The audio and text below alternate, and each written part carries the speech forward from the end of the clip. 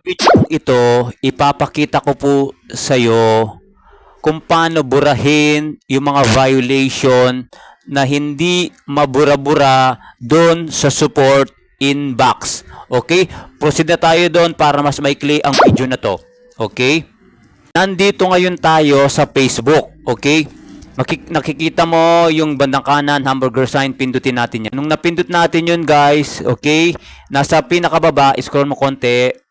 Okay, makikita mo yung help and support. Pindutin mo. Pag nandito ka na sa help and support, may lumitaw sa gitna, support inbox. Pindutin mo yon. Okay? And then, nung pinindut mo yun guys, may makikita ka your alerts. Pindutin mo yung your alerts. Okay? Nung pinindut mo yung your alerts guys, okay, yung pinakataas, this post goes against our community standard on spam. Pindutin natin yan. Nung pinindot natin yun guys, wala siyang button para burahin. Okay? So wala siya. Hindi natin mabubura dyan. Okay? So next natin na gagawin, dahil hindi natin mabura sa support inbox, okay? Bibilisan ko lang video ito para maikli at madali mo ma-apply, okay? Pupunta ngayon tayo guys sa Google.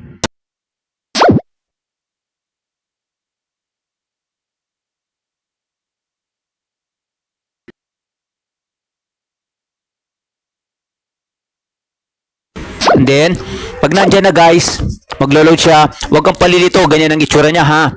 Okay? So, ganyan ang itsura niya. I-scroll ko mabilisan na ha. Huwag kang palilito. Hanggang pinakababa para mabilis yung video. I-scroll ko lang ha. Ayun, in-scroll ko pinakababa. I-zoom ko para makita mo yung pinakababa niya ha. Okay? Kung nakikita mo yung help, ayan, pindutin mo yung help.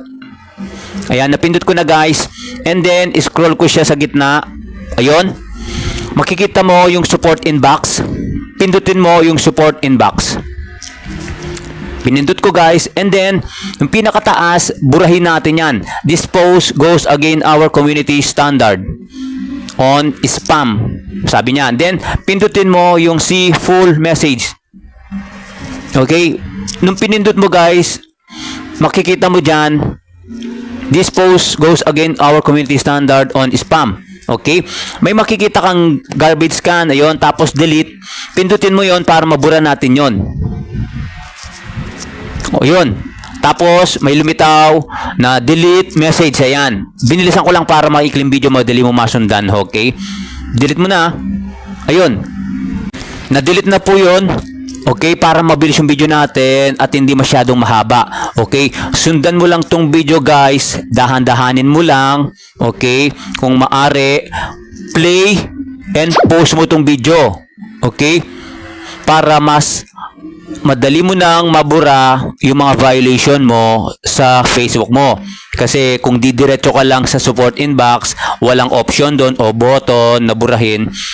Itong video ito, para masundan mo at mabura mo na rin. Sana nakatulong at maraming salamat po.